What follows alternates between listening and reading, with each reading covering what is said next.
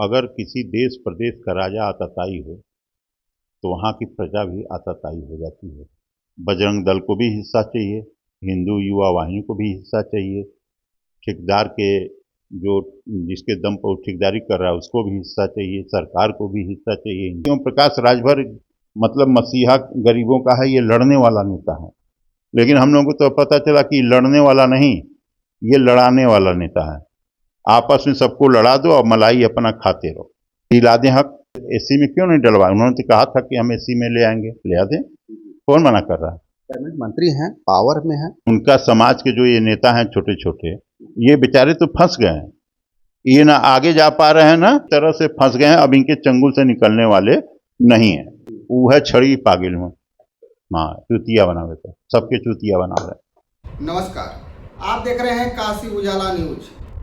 आदित्यनाथ योगी की सरकार में लगातार अपराध की जो सीमा है काफ़ी ऊंचाइयों पे छूती जा रही है। अपराध कम नहीं हो रहा है क्योंकि आदित्यनाथ योगी के विधानसभा में एक चौहान युवा पीढ़ी का नेता उसको चाकू मार करके उसकी हत्या की जाती है। वाराणसी के यूपी कॉलेज में सूर्य प्रताप सिंह को गोली मार करके आज हत्या कर दी गई है। समाजवादी पार्टी के प्रदेश सचिव संजय सिंह यादव जी से हम बात करेंगे और जानेंगे इस अपराध को रोकने के लिए आदित्यनाथ योगी की सरकार फेल्यूर दिखाई दे रही है। क्या कहना चाहेंगे सर? जिस तरीके से आप इतिहास भी उठा के देख लेंगे तो अगर किसी देश प्रदेश का राजा आतताई हो तो वहाँ की प्रजा भी आतताई हो जाती है। आज इस 5 साल के कार्यकाल में माननीय योगी आदित्यनाथ जी ने जिस तरीके से कानून व्यवस्था इनका एकदम फेल्यूर हो चुका है और हत्याएं बढ़ रही हैं, इसके बढ़ने का कारण क्या है? इसके बढ़ने का कारण जो है कि आज का जो युवा है, या उसको कह सकते हैं कि उसके पास अब कोई काम नहीं है। नोटबंदी हुई, कोरोना आया, इधर गैस की दिक्कत हो गई। मतलब आप ये समझ लीजिए कि बीजेपी ने कभी ये कोशिश ही नहीं किया कि बनारस में एक बड़ी फैक्ट्री खोल दिया जाए और जगह खोल दिया जाए, अच्छे कॉलेज खोल दिए जाएं, अच्छे स्वास्थ्य की कोई व्यवस्था कर दी जाए। तो अब जो युवा धीरे धीरे जब बड़ा हुआ है तो आज की जो युवा पीढ़ी है उसकी बस एक जाति बन गई है कि हमें किसी तरह से पैसा कमाना है, और पैसा कमाने के लिए और नाम कमाना है। नाम कमाने के लिए रास्ता उसके पास बचा है, क्योंकि व्यापार है नहीं, नौकरी है नहीं। और जिस तरीके से इस सरकार में अभी आपने चंदौली का पुल देखा कैसे गिर गया, अभी बना भी नहीं, गिर गया। 20 करोड़ का पुल घोटाला हो गया। 20 दिन भी नहीं चला सर। 20 दिन क्या, वो उसको तो पहले ही गिरना चाहिए था। 20 दिन हो सकता है कि उस पर रोक लगी हो, कोई नहीं चल रहा हो, चलते ही गिर गया आपका। अभी की सरकार में क्या भ्रष्ट जो वर्कर हैं, भ्रष्ट कर्मचारी हैं, क्या वो इसकी वजह से गिरा? जो भी सरकार में कर्मचारी हैं या जो भी उनके पदाधिकारी हैं या जो उनके कार्यकर्ता हैं, सब जगह पैसा बट रहा है। सबको हिस्सा चाहिए। बजरंग दल को भी हिस्सा चाहिए, हिंदू युवा वाहिनी को भी हिस्सा चाहिए, ठेकेदार के जो जिसके दम पर वो ठेकेदारी कर रहा है उसको भी हिस्सा चाहिए, सरकार को भी हिस्सा चाहिए, इंजीनियर को भी हिस्सा चाहिए। तो इतने हिस्से हो जा रहे हैं कि काम तो होगा नहीं। और आज की युवा पीढ़ी को आप देख लीजिए कि जैसे आप गोरखपुर में देख लीजिए, माननीय योगी जी के ही विधानसभा में एक नेता की, जो उभरता हुआ नेता था अपने समाज का, और उसकी कोई दुश्मनी भी नहीं किसी से ऐसी थी, और वो पैदल चल रहा था मानिकवाड़, और उसकी निर्मम हत्या कल चाकू से मार करके गोद गोद पे की गई। आज ही आप यूपी कॉलेज का आज आपने देखा, तो यूपी कॉलेज में ये कोई नया तो है नहीं, शुरू से होता आ रहा है, लेकिन न कभी वहाँ का कॉलेज का प्रशासन उस पर ध्यान दिया, और न ही वहाँ कभी जो है कि पुलिस प्रशासन ध्यान। बस 2 दिन होता है कि हत्या हो जाए, मार झगड़ा हो जाए तो वहाँ इतनी फोर्स लगा दी जाती है कि दिखाने के लिए कि हमने एकदम सब कंट्रोल कर लिया। एलआईयू आपकी फेल्यूर है एकदम, कोई सूचना आपको मिलती नहीं सही समय से।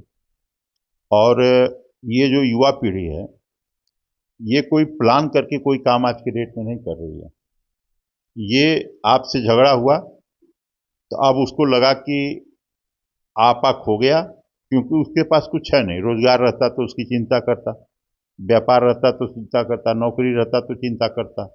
तो अब उसने सोचा कि हथियार उठा लो।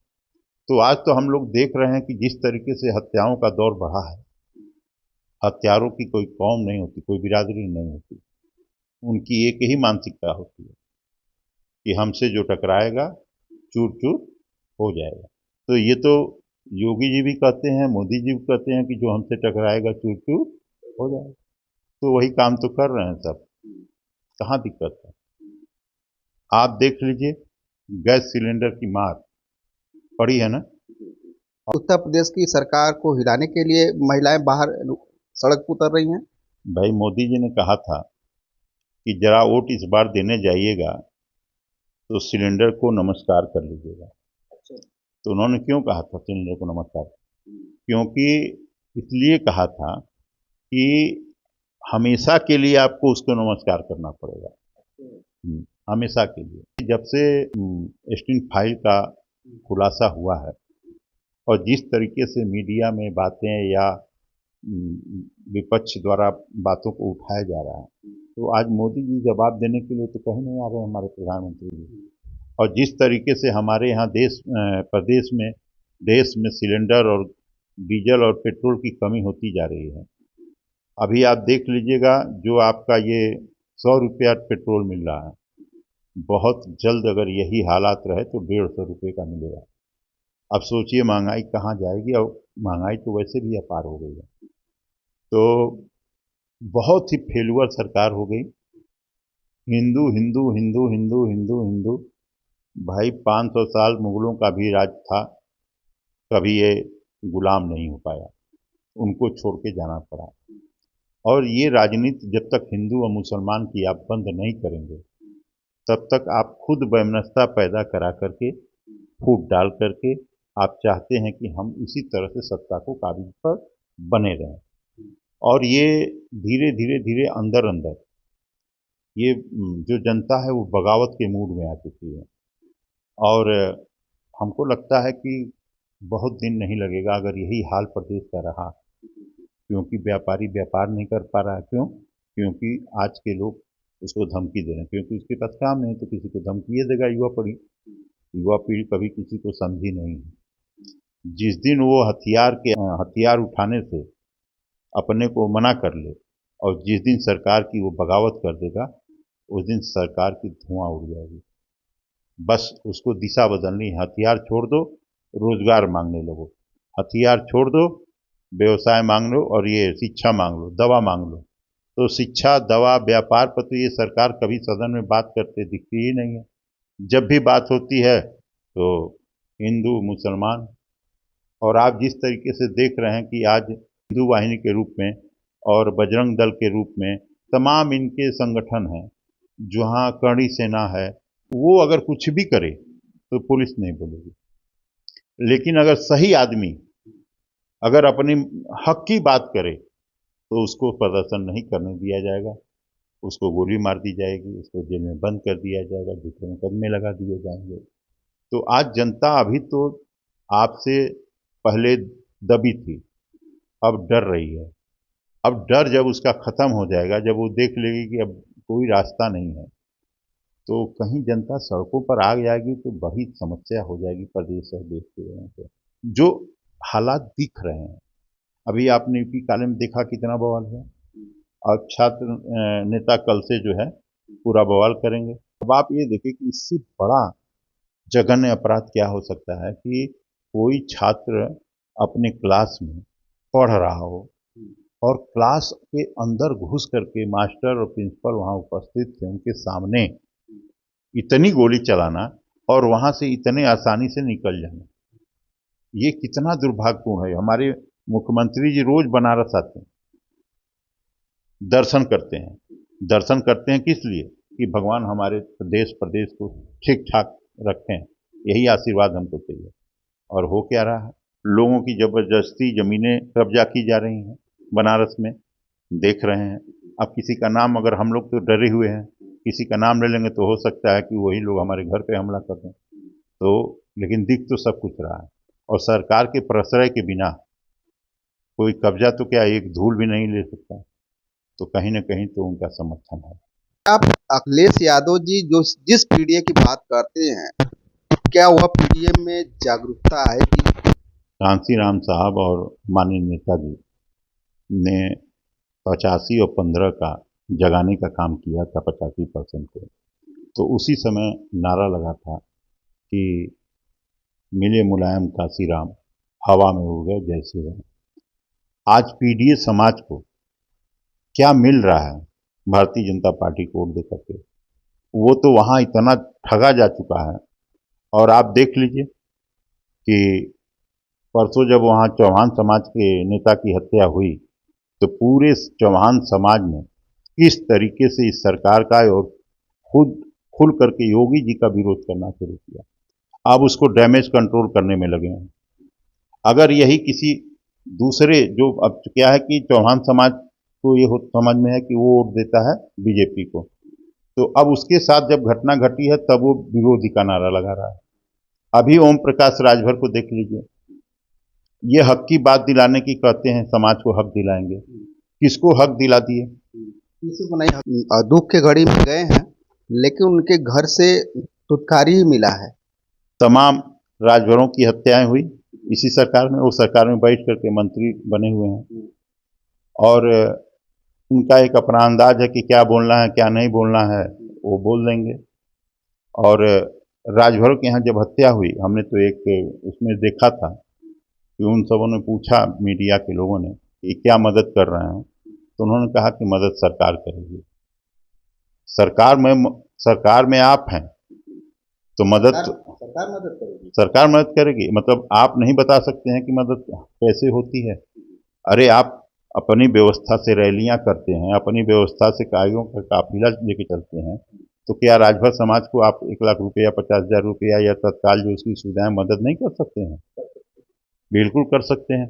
लेकिन क्यों मदद नहीं करेंगे? क्यों नहीं करेंगे? कि जब उनके समाज का व्यक्ति गरीब रहेगा तभी तो वो भाषण देंगे, तभी तो वो सुनेगा, तभी तो उनको वोट देगा। तो ये जितने समाज के नाम पर छोटी छोटी पार्टियां बनी हैं, यही ओम प्रकाश राजभर कहते थे ना कि जो लोग बीजेपी में हैं वो लोडर हैं और मैं लीडर हूं। तो आज वो लीडर लोडर हो गया क्या? इतना आपने अपने आप को, अपनी गरिमा को क्यों कम कर दिया? हम लोग सोचते थे कि ओम प्रकाश राजभर मतलब मसीहा गरीबों का है, ये लड़ने वाला नेता है। लेकिन हम लोगों को तो पता चला कि लड़ने वाला नहीं, ये लड़ाने वाला नेता है। आपस में सबको लड़ा दो और मलाई अपना खाते रहो और अपने बच्चों के लिए व्यवस्था बना दो। तो उनकी लड़ाई बस इतना भर है, इससे ज़्यादा लड़ाई उनकी है नहीं। राजभर समाज जो है कब चेतेगा? ओम प्रकाश की जाल से कब निकलेगा? देखिए, राजभर समाज में इतने नेता हो गए कि वो खुद नहीं समझ पा रहे हैं कि हम ओम प्रकाश राजभर के साथ रहें, कि हम जो है कि वो महेंद्र राजभर के साथ रहें, कि हम ब्रजेश राजभर के साथ रहें, कि हम जो है कि सुहेल देव सेना के साथ रहें। मतलब इतने नेता हो गए हैं और इनका जो मकसद है वो अपने लोगों के लिए वो नहीं लड़ रहे हैं, वो गरीब समाज को जुटा करके, लोगों को दिखा करके, और वही काम कर रहे हैं बेचने का, सीधा सीधा बेचने का अपने समाज को काम कर रहे हैं। दिला दें हक, एससी में क्यों नहीं डलवाए? उन्होंने तो कहा था कि हम एससी में ले आएंगे, ले आ दें, कौन मना कर रहा है? कैबिनेट मंत्री हैं, पावर में हैं, तो पावर में है तो वो तो यही कहते हैं कि भाई हमसे बड़ा गुंडा तो कोई है नहीं। तो अब भाई वो अपने आप को गुंडा कह रहे हैं, हम तो कह नहीं रहे हैं। कैबिनेट मंत्री पावर में रहते हुए अपने आप को गुंडा कहे तो उनके कार्यकर्ता किस ओर जाएंगे? बस वही बात, अब आप समझ गए बात को।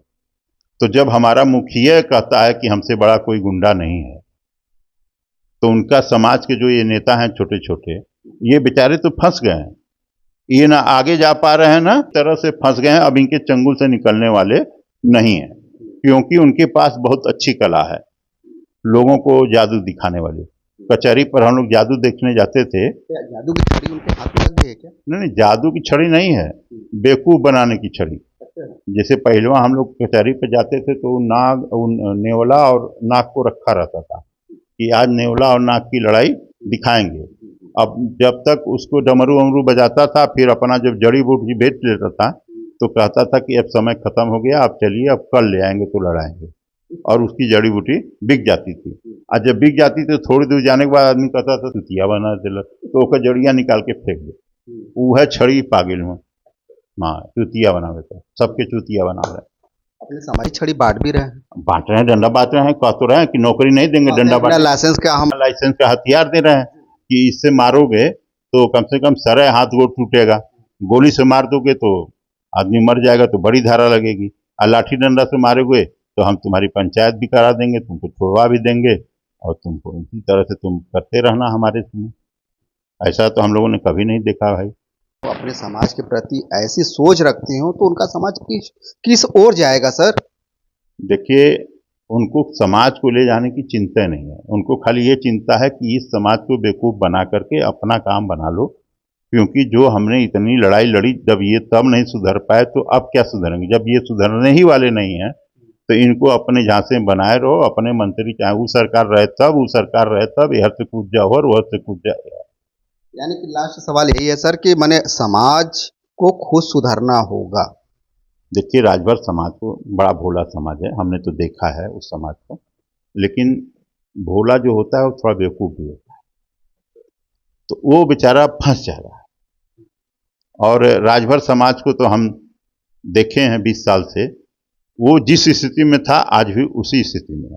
वो बहुत, जैसे मछली का जाल, जब मछली एक बार जाल में फंस जाती है तो या तो मरती है और या तो कटती है। तो राजभर समाज हो या चौहान समाज हो, ये जो नेता बन के छोटे छोटे जो अपने नेता के जाल में फंस चुके हैं, या तो उनको मरना है और या तो एक दिन कट करके उसकी बोली लग जाएगी, काम खत्म हो जाएगा। धन्यवाद सर। अभी हमारी बातें हो रही थी समाजवादी पार्टी के प्रदेश सचिव माननीय संजय सिंह यादव जी से। इनके विचार आपको कैसे लगे हमें कमेंट बॉक्स में लिख करके जरूर बताइएगा। आप लोग हमारे चैनल को सब्सक्राइब नहीं करते हैं तो इस वीडियो के द्वारा आप शेयर कीजिए, सब्सक्राइब कीजिए, फिर लाएंगे इसी तरह का वीडियो। तब तक के लिए नमस्कार।